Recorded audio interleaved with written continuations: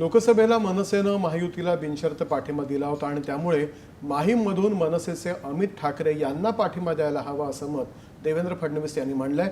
भाजपच्या या भूमिकेला मुख्यमंत्री शिंदे यांचंही समर्थन असल्याचा दावाही फडणवीसांनी केलाय। हा पाठिंबा दर्शवण्यासाठी मात्र इतका उशीर केला आणि हे जागा वाटपाच्या आधी ठरवलं जाऊ शकत होतं। आपण काय सांगाल मृणालिताई? राजकारणामध्ये जेव्हा एखादी व्यक्ती दुसऱ्या एखाद्या पक्षाला मदत करते तेव्हा त्याची कुठेतरी परतफेड होणार हे निश्चित असतं। यावेळेला लोकसभा आणि विधानसभा निवडणुका इतक्या पाठोपाठ आलेल्या आहेत की ती ताबडतोबच परतफेड होईल हे निश्चित होतं। खरं तर ठाकरे राजकारणात जायला बघत नाहीत। उद्धव ठाकरे पण फार उशिरा परिषदेवर निवडून गेले। राज ठाकरे अजूनही काकांच्या रिमोट कंट्रोलच्या भूमिकेतच असावे असं वाटतंय। कधीतरी ते मला उभं राहायचं आहे वगैरे म्हणतात। त्या सगळ्याला छेद देत पहिल्यांदा आदित्य आणि आता अमित ठाकरे निवडणुकीच्या राजकारणात आले आहेत। आपण वारंवार त्याचं स्वागत करतो। हे अमित ठाकरे निवडून यावेत असं त्यांच्या वडिलांना तर वाटणारच आणि लोकसभेत ज्या पद्धतीने त्यांनी आपल्याला पाठिंबा दिला होता ते लक्षात घेता भाजपलाही वाटतंय। प्रश्न फक्त माहीम विधानसभा मतदारसंघाचा नाही आहे। तर आता राज ठाकरे यांनी जे उमेदवार रिंगणात दाखल केलेले आहेत ते किमान 15 ते 20 ठिकाणी 4 ते 5,000 ते 10,000 मतं घेतील असं सरळ सरळ दिसतंय। मी अगदी प्राथमिक अंदाज सांगते आणि अत्यंत कॉन्झर्वेटिव्ह सांगते। ही जी राज ठाकरेंकडे आलेली मतं असतील ती अर्थातच उद्धव ठाकरे यांना मिळणारी मतं असतील। त्यामुळे राज ठाकरे यांनी मोठं होणं हे परस्पर भारतीय जनता पक्षाला आडून फायद्याचं ठरतंय। त्या आडून फायद्याचं जे काय पारितोषिक किंवा रिवॉर्ड द्यायचा आहे तो अमित ठाकरे यांना माहीममध्ये पाठिंबा देऊन आपण देऊया असं एक साधं सोपं सरळ गणित आहे। राजकारणात येणाऱ्या तरुणांचं स्वागतच करायला हवं, काही वादच नाही। हेच अमित ठाकरे जर राज ठाकरेंचे चिरंजीव नसते तर भारतीय जनता पक्षाने असं स्वागत केलं असतं का प्रश्न आहे। आपण आशा करू की ते सगळ्या युवकांना अशीच मदत करतील। आता आज जे फडणवीस म्हणतायत आणि जे आपण दाखवलं आहे ते अत्यंत सूचक आहे।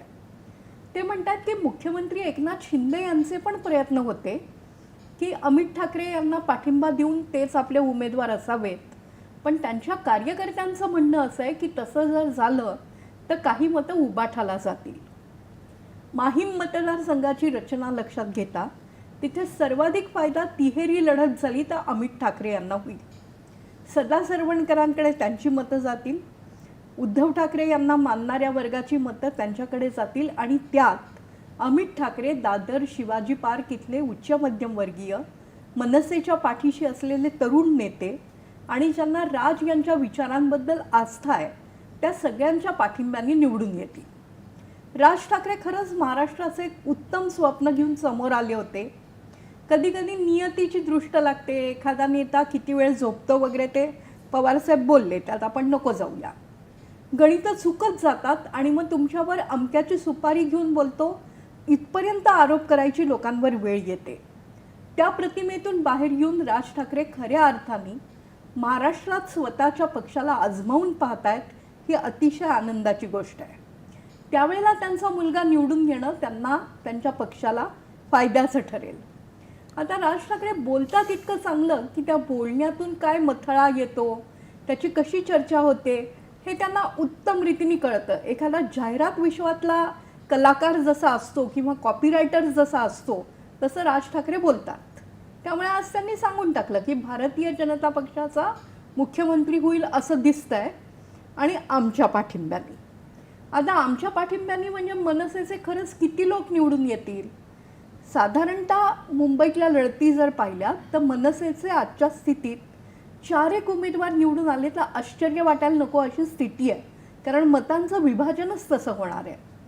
हे सगळे भारतीय जनता पक्षाकडे जातील हे राज ठाकरे यांच्या विधानांनी स्पष्ट झालं आहे।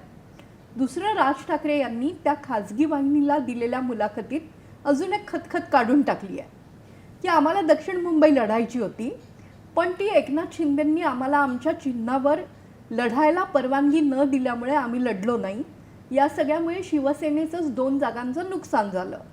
तेवढ्यावरच ते थांबले नाहीत तर त्यांनी सांगितलं माझ्या पक्षाचं चिन्ह मी अत्यंत मेहनतीने इथे रूढ केलं आहे. आता इंजिन किती धावतं आहे आपल्या सगळ्यांना माहिती आहे, आत्तापर्यंत किती धावा काढल्या आणि किती गतीने गेलं. पण शिंदेंवर आरोप करताना ते म्हणाले की मी कोणाचं तरी चिन्ह चोरलेलं नाही. ठाकरे परिवारामध्ये शिवसेना मोठ्या प्रमाणात आमदारांसह, चिन्हासह, नावासह ठाकरे परिवाराच्या बाहेरच्या व्यक्तींनी नेली याची कुठेतरी खतखत आहेच. ती आज व्यक्त झाली. पण एकनाथ शिंदे हे देखील भारतीय जनता पक्षाच्या साह्याने नशीब आजमावत आहेत, मुख्यमंत्री झाले आहेत, लोकप्रिय आहेत. त्यामुळे ते या विधानाबाबत राज ठाकरे यांना नाराज करणार नाहीत. बोर्डरूममध्ये जर बघितलं टेबलावरची चर्चा तर ती उत्तम आहे. खरंच तसं होत आहे का आणि नवागत तरुणाला माहीमचा मतदारसंघ स्वीकारतोय का याचं उत्तर काही दिवसांनी मिळेल. खरं ते उत्तर मिळेलच. पण दुसरीकडे म्हणजे माहीमची जेव्हा आपण चर्चा करतोय